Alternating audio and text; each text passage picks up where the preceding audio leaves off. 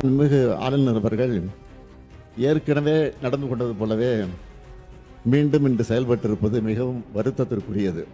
ஆளுநரின் செயல் என்பது நூற்றாண்டு கால மரபையும் நீண்ட பாரம்பரியத்தையும் கொண்ட இந்த மக்கள் சபையை, அதன் மாட்சிமையை அவமதிக்கும் செயலாகும் என்றே நான் கருதுகிறேன்.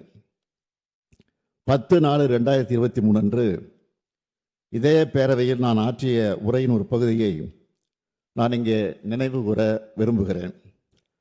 ஆட்டுக்கு தாடியும் நாட்டுக்கு ஆளுநர் பதவியும் தேவையில்லை என்று பேரறிஞர் அண்ணா அவர்கள் கூறிய போதிலும், அதை முத்தமிழறிஞர் தலைவர் கலைஞர் அவர்கள் வழிமொழிந்த போதிலும், அந்த பதவி இருக்கும் வரை அதற்குரிய மரியாதையை கொடுக்க அவர்கள் முதலமைச்சர்களாக இருந்த நேரத்தில் தவறியதில்லை. அவர்களது வழியை பின்பற்றி நானும் அதிலிருந்து இம்மி அளவும் விலகியதில்லை.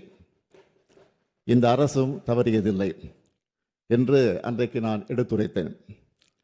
அந்த கொள்கையொட்டியே நான் ஆளுநர் அவர்கள் உரை நிகழ்த்த வேண்டும் என்று நடவடிக்கை எடுக்க ஆணையிட்டேன். எனினும் மாண்புமிகு ஆளுநர் அவர்கள் ஏற்கனவே நடந்து கொண்டது போலவே மீண்டும் இன்று செயல்பட்டிருப்பது மிகவும் வருத்தத்திற்குரியது.